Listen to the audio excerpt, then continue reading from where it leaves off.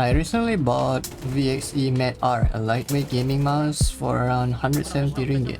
Previously, I was using a G Pro X Superlight, a well-known mouse used even among the pros. Here's what I think about it. The first thing I noticed is the weight. It's only 20 grams lighter than the Superlight, but as soon as I held it, I immediately liked it. The Mad R has much lower profile on the front. It took me around an hour to adjust to the new shape. Personally, I prefer the Mad R shape over the Superlight. The lower profile naturally forces my palm to form a more claw-style grip rather than the more rounded edge shape on the Superlight, which is safer but tends to make me use my palm more. Overall, the move from 60 to 40 gram is not a whole lot on paper, but it's something I appreciate. It's kind of like moving from 140 Hz to 240. It's not a whole lot, but when you move back to the slower one, you do feel the difference. For the builds, around a year after I used my Superlight, I got the dreaded Superlight switch issue. My left click started double clicking and the scroll wheel just started being janky. So I bought an aftermarket set and replaced it myself. While the build of the Mad R at the time of review is solid, I cannot say about the longevity since this is meant to be like a short-term use review kind of video. But realistically, with the price of this mouse, even if the switches do fail, I wouldn't be as mad since it's such a low bar to beat with the Superlight failing in just 1 year period. For the software, it's a bit of a mixed bag.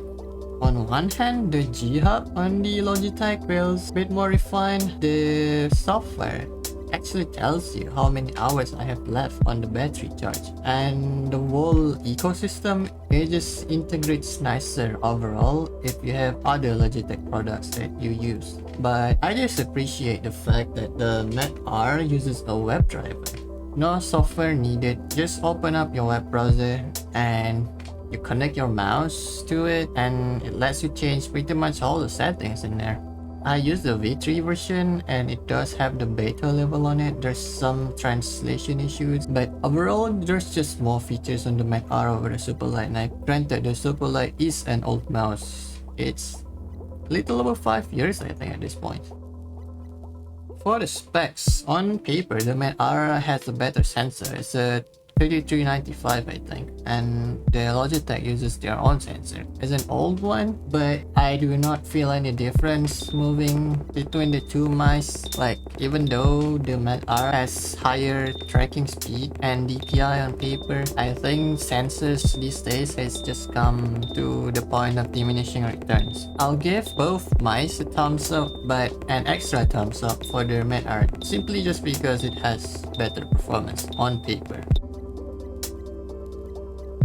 The Mad R just trumps the Superlight in terms of value, offering better specs, lighter weight, at half the price of the Superlight.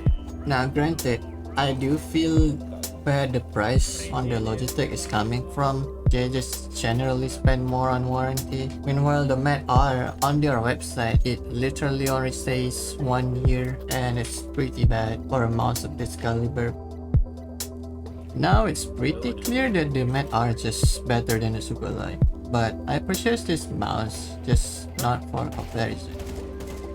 I wanted to prove to myself that I don't have to spend over 300 anymore these days to get a good gaming mouse.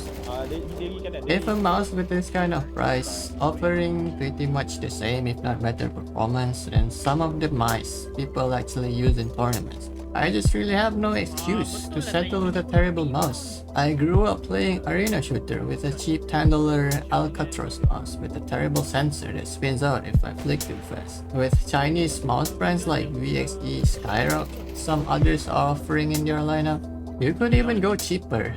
With some trade-off to weight and specs, get the R1 or R1 SE, not mentioning the other models from other brands. Just set your budget, do your own research, compare the shape, look at reviews, and get the best you can with that amount you're spending. It really is amazing with all the choice we have now.